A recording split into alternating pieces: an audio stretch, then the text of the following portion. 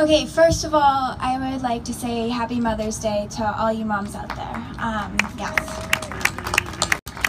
Moms are pretty special people, and I know that I would not be where I am today. I would not be the person I am today without the support and love of my incredible mother who is out here today. So thank you.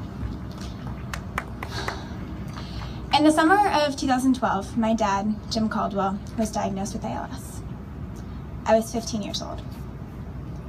I was 15 years old when I found out that my dad was going to die, when I began to watch this disease overtake him, little by little. We thought my dad was going to be on the slow progression track, one of the lucky people who lives 5 or more plus years after diagnosis.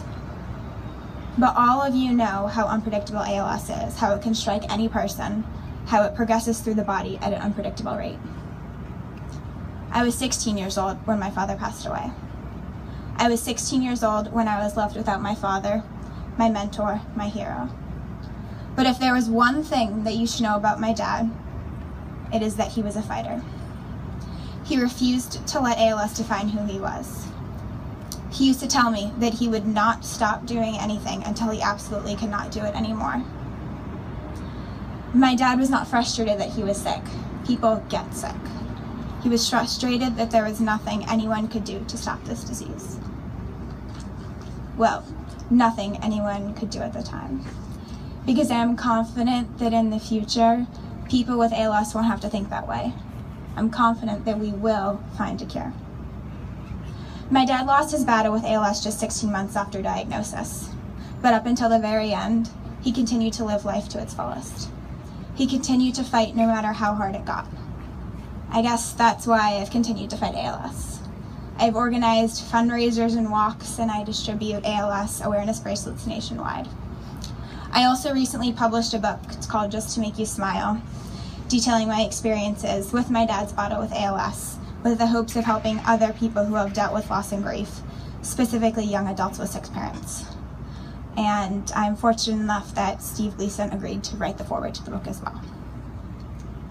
As you all are well aware of, last summer's Ice Bucket Challenge brought attention to ALS in ways no one could have ever imagined.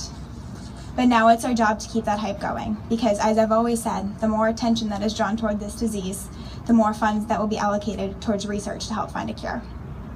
That's why we're all here today, to advocate for this disease, to try to convince our senators and representatives of the funding ALS deserves. But we are also here to listen to the stories of other people affected by ALS, the disease that we feel like no one else understands. But here, everyone gets it. All of you get it. All of you understand how devastating it is to see someone you love get weaker and weaker right before your eyes, and for there to be almost nothing that you can do. Everyone here also has their own story of sadness and joy, their own story of wisdom and perseverance that can inspire us all to continue on this journey to living and to finding a cure for ALS. My dad was, and still is, my hero. He's the man who I always looked to for advice, and find myself looking to even more now that he's gone.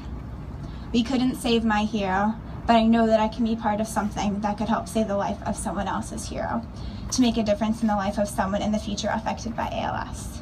And for me, that is reason enough to continue fighting this insidious disease. Because there was no cure when my dad was sick.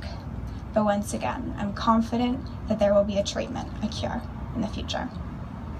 I'm confident because of the mass courage, perseverance, and determination that I have seen in all you researchers, doctors, and pals, all you caregivers, family members, children, and friends of anyone affected by ALS, every single one of you out there. Because we stand together and we will do it. We can do it. We will win in the fight against ALS. Thank you.